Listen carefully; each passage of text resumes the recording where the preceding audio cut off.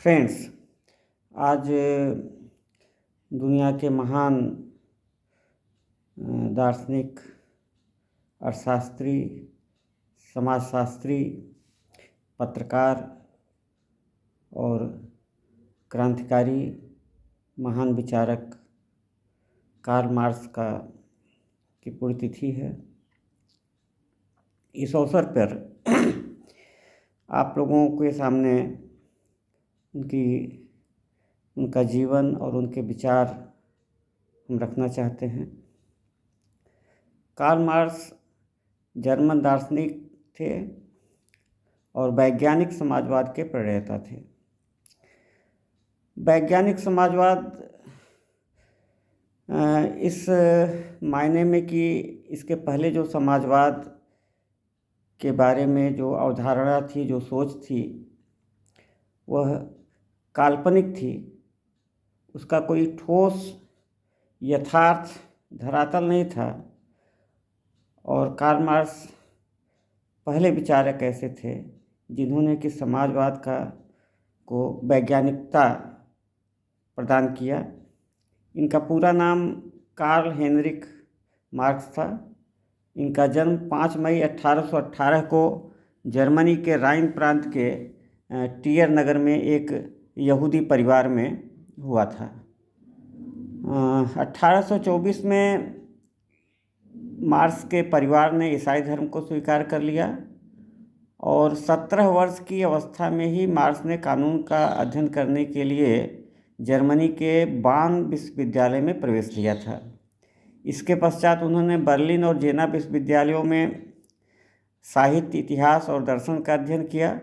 इसी काल में वो हीगल के दर्शन से बहुत प्रभावित हुए और 1839-41 के दौरान उन्होंने दिमाक्रिटस और एपिक्यूरस के प्राकृतिक दर्शन पर शोध प्रबंध लिखकर पीएचडी डॉक्टरेट की उपाधि प्राप्त की।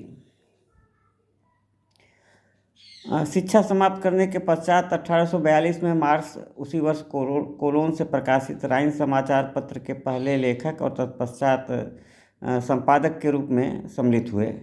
किंतु सर्वहारा क्रांति के विचारों के प्रतिपादन और प्रसार के कारण 15 महीने बाद ही 1843 में उस पत्र का प्रकाशन बंद करवा दिया गया। मार्क्स उसके बाद पेरिस चले गए और 1845 में वह फ्रांस से भी निष्कासित होकर ब्रुसेल्स चले गए और वहीं उन्होंने जर्मनी के मजदूर संगठन और कम्युनिस्ट लीग के निर्माण में सक्रिय योगदान दिया। 1847-48 में एंगेल्स के साथ अंतर्राष्ट्रीय समाजवाद का प्रथम घोषणा पत्र, जिसे प्रचलित रूप से कम्युनिस्ट मैनिफेस्टो के नाम से जाना जाता है।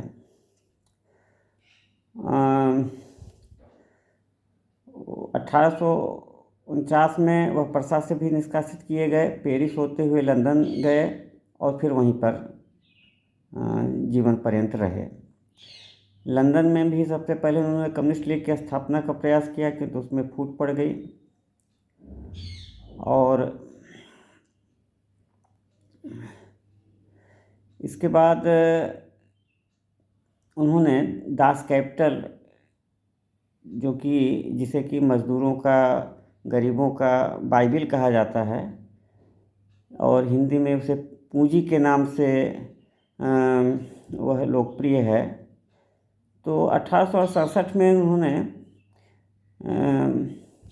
इसका प्रकाशन किया और कैपिटल के शेष भाग जो थे वो मार्क्स की मृत्यु के बाद उनके मित्र एंगेल्स ने संपादित करके प्रकाशित किया, जिसमें कि जो कि वैज्ञानिक समाजवाद की रीढ़ कहा जा सकता है।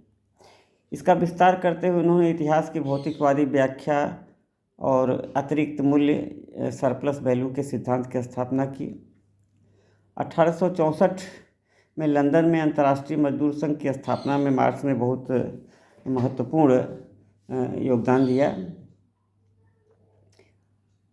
और अंतर्राष्ट्रीय मजदूर संघ के भंग हो जाने पर मार्क्स ने पुनः कलम उठाया, किंतु बहुत अस्वस्थता के कारण उनका शोध कार्य